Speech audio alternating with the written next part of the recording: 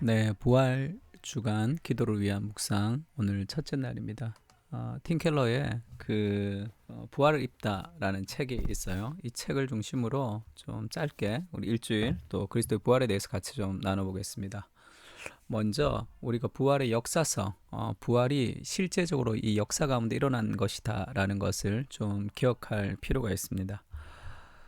사도 바울이 그렇게 얘기하죠. 내가 받은 것을 너희에게 전하였노니 이는 성경대로 그리스도께서 우리를 위하여 죽으시고 장사 지낸 바 되셨다가 성경대로 사흘 만에 다시 살아나사 게바에게 보이시고 후에 12제자에게와 그 후에 500여 형제와 일시에 보이셨나니 그 중에 지금까지 대다수는 살아있고 어떤 사람은 잠이 들었으며 그 후에 야고보에게 보이셨으며 그 후에 모든 사도에게와 맨 나중에 만삭되지 못하여 난 자 같은 내게도 보이셨다 이렇게 얘기합니다.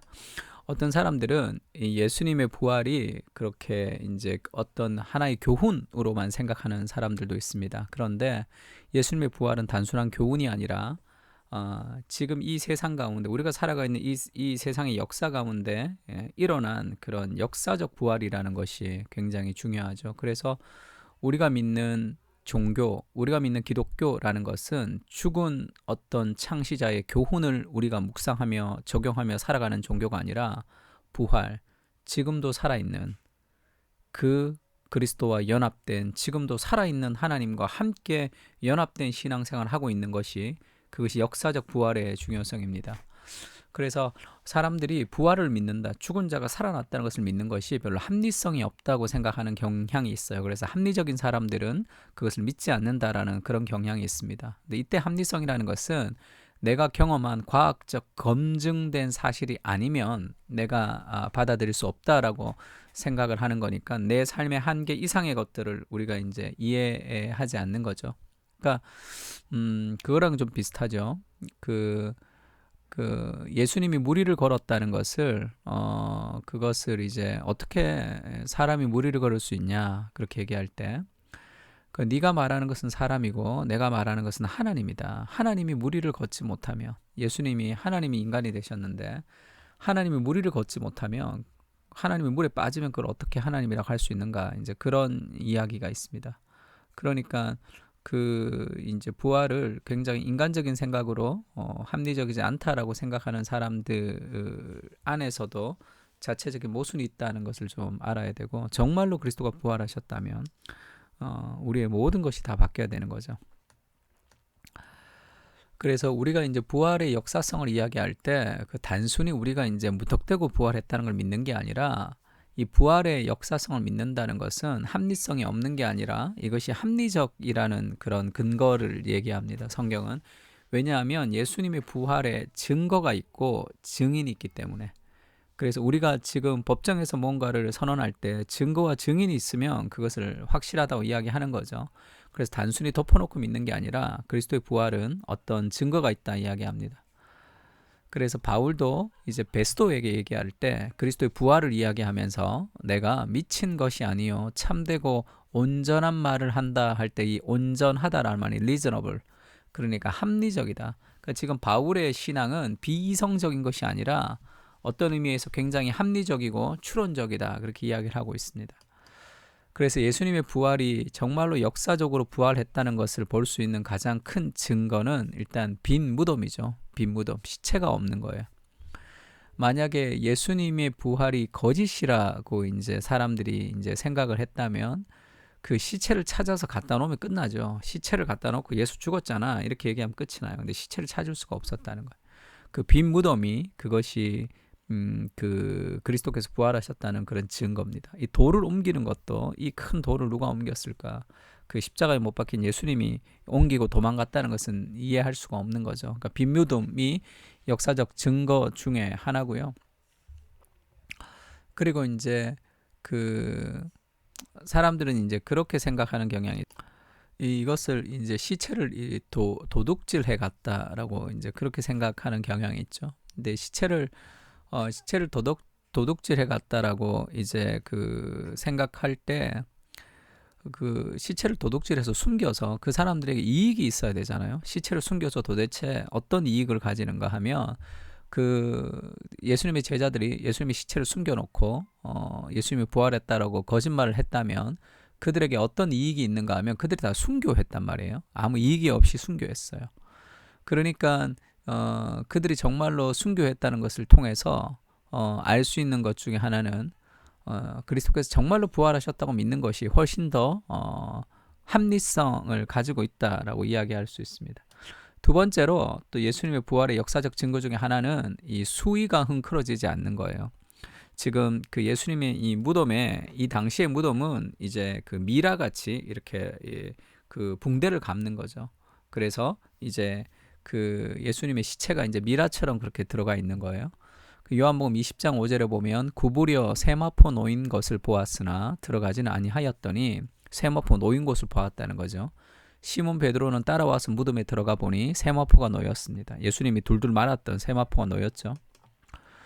또 머리를 쌌던 수건은 세마포와 함께 놓이지 않고 딴 곳에 쌌던 대로 놓여 있더라. 이 쌌던 대로 놓여 있더라. 이것이 그 머리를 쌌던 이 둘둘둘 마르니까 머리를 싸고 그 다음에 온몸을 이제 붕대로 감았는데 그것이 이 머리를 쌌던 수건이 세마포와 함께 놓이지 않고 딴 곳에 쌌던 대로 놓여 있더라. 이게 개켜 있더라. 이렇게 해서 막 개어서 아주 다림질하듯이 이렇게 반듯하게 정렬을 하고 갔다. 이렇게 이제 해석하는 경향도 있는데 그렇지가 않고 쌌던 대로 놓여 있더라라는 말은 그 자체의 형태를 가지고 있더라는 뜻이에요.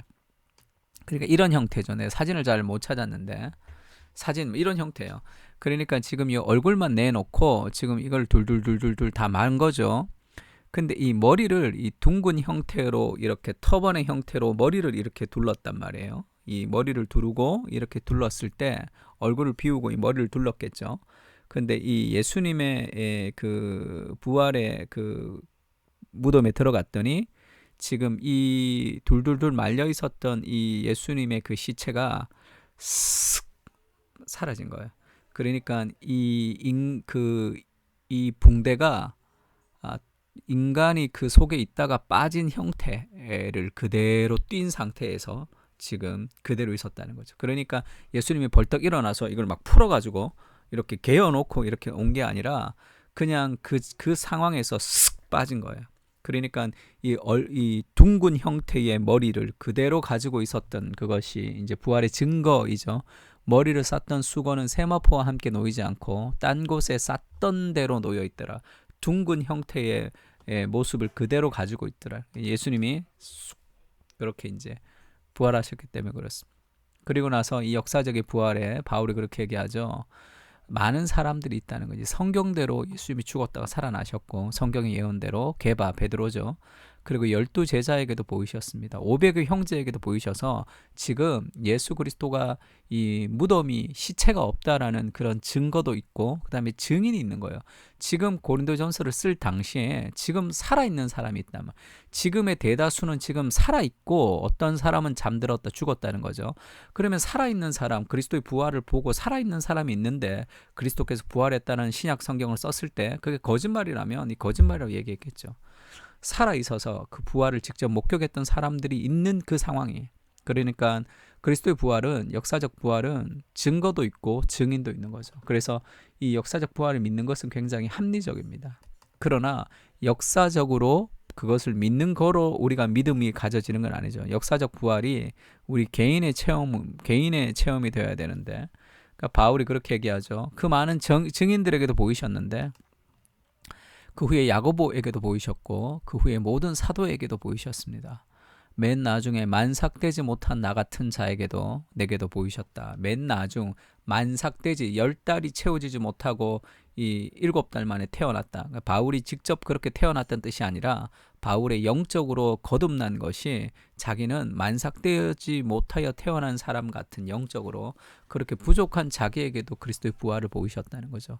예수님을 핍박하고 예수님 믿는 사람을 죽였던 바울인데 그 자기에게 그리스도의 부활하신 그리스도께서 자기를 나타나서 만나주셨기 때문에 그 부활의 감격 그래서 내가 예수님 믿는 사람을 죽였던 사람 아니냐 예수 믿는 사람을 그렇게 핍박했던 사람이 아니냐 그런 나 같은 사람이 이렇게 변화된 자신의 삶의 변화를 통해 그리스도의 부활을 증거하고 있는 거죠. 정말로 그리스도께서 부활하셨다는 참된 증거는 예수님이 시체가 없다. 그리고 뭐 증인들이 있었다라는 것보다 더 확실한 그리스도의 살아계심. 그것을 보이는 건 내 삶의 변화예요. 야, 네가 정말 이렇게 되는 것은 정말 하나님이 살아계시지 않으면 안 되는구나. 정말 그리스도께서 부활하셨다라는 그 사실을 우리가 정말로 믿으려면, 많은 사람들이 믿으려면 우리 삶의 변화를 통해서 그것을 보여주는 것이 가장 확실한 증거가 될 수도 있습니다. 아까도 얘기했지만 이 프랭크 모리스라는 이 변호사라고 제가 알고 있는데, 이 사람이 누가 돌을 옮겼는가, Who Moved the Stone이라는 책을 썼습니다.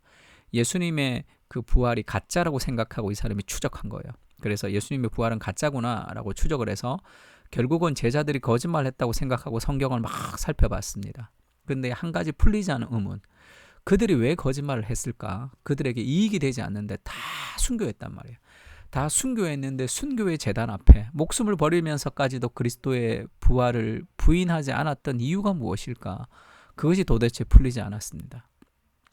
다 거짓말이라고 생각해서 다 이해가 됐는데 그게 이해가 되지 않았어요. 그들의 삶이 이해가 되지 않았다고. 그 삶이 이해가 되지 않아서 결국 그가 내린 결론이 뭐냐면 예수가 부활했다는 거죠. 그래서 누가 돌을 옮겼는가 해서 뭔가 예수님에 대해서 부정적으로 쓰려고 책을 썼다가, 누가 돌을 옮겼는가? 천사가 돌을 옮겼고 그리스도께서 부활하셨다라는 그 삶의 확실한 고백들을 그가 이제 하게 됐어. 그게 이제 부활의 가장 큰 그런 그 고백이, 부활의 확실한 증거, 우리 삶의 변화라고 이야기했습니다. 뭐 이런 얘기도 있죠. 그 이제 맹인이 됐던 사람이 예수님을 믿었어요. 근데 이제 바리새인들이 와서 막 추궁을 하는 거야. 예수는 거짓말장이고 예수는 잘못됐는데, 사기꾼인데 네가 정말로 맹인이 됐다가 눈이 뜬 게 맞냐? 그렇게 막 이렇게 이제 몰아붙이기 시작했습니다. 그때 뭐 성경적으로 이 사람 잘 모르죠, 맹인이. 그 바리새인들에게 성경도 딸리고 지식도 딸리는데 한마디 거부할 수 없는 그런 이야기를 하죠. 그 요한복음 9장 24절에 이에 그들이 맹인이었던 사람들을 두 번째 불러 이르되 너는 하나님께 영광을 돌리라. 우리는 이 사람이 죄인인 줄 아노라. 이렇게 얘기했어. 맹인이 그렇게 얘기합니다. 대답하되 그가 죄인인지 내가 잘 모르겠다. 그러나 내가 한 가지 확실히 알고 있는 것이 있는데 내가 맹인으로 있다가 지금은 보는 것이다. 그 자신의 삶의 변화, 그것이 그리스도를 만나서 일어났던 삶의 능력이다. 이렇게 얘기하는 거죠. 우리의 삶도 이렇게 고백했으면 좋겠습니다. 부활하신 그리스도를 우리의 많은 사람들에게 증거하고 싶어요. 정말로 너의 인생과 너의 삶을 보니 그리스도께서 부활하신 것이 확실하다라고 고백할 수 있는 이 삶의 변화들이 있었으면 좋겠습니다.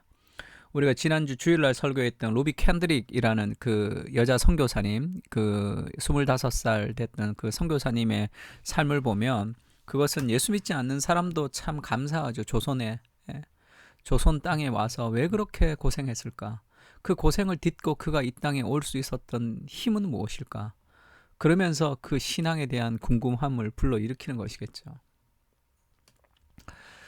월요일날 기도 제목 3가지 얘기합니다. 부활의 역사적 확신을 우리가 가져야 되겠죠. 왜 부활의 역사적 확신을 가지냐면 우리의 기독교는 죽은 전통과 죽은 창시자의 교훈을 내가 적용해서 내 삶을 변화시키는 것이 아니라 지금도 살아있는 부활의 그리스도를 만나는 거예요. 지금도 살아있는 하나님과 동행하는 것이, 그것이 살아있는 이 신앙의 능력입니다. 그래서 부활의 역사성을 우리가 확신해야 되고, 두 번째는 오늘도 살아있는 부활의 주님을 만날 수 있는 거죠. 그러니까 주께서 말씀을 풀어주실 때에 우리의 마음에 뜨겁지 아니하다냐 하는 그 부활의 그리스도가 지금도 나와 동행하고 계시다는 것을 기억하는 것. 세 번째는 그 그리스도의 부활의 능력이 내 삶에 나타나게 해주십시오. 우리가 이제 하루 30분 정도 이상 우리가 이제 이 부활을 묵상하면서 좀 기도했으면 좋겠습니다. 일주일 동안 그렇게 기도하면서 그리스도의 부활이 우리 삶 가슴 속에 이렇게 확인되는 시간이 되면은 좋겠습니다. 한번 기도합시다. 주님, 부활이 역사적 사실인 것을 확신하게 하시고 살아있는 부활의 주님을 만나게 하여 주십시오. 그래서 그리스도의 부활의 능력이 우리의 삶의 능력으로 나타날 수 있도록, 우리의 삶의 변화를 통해 부활을 증거하는 그리스도의 증인들이 될 수 있도록 주님 은혜를 부어주십시오. 예수님의 이름으로 기도합니다. 아멘.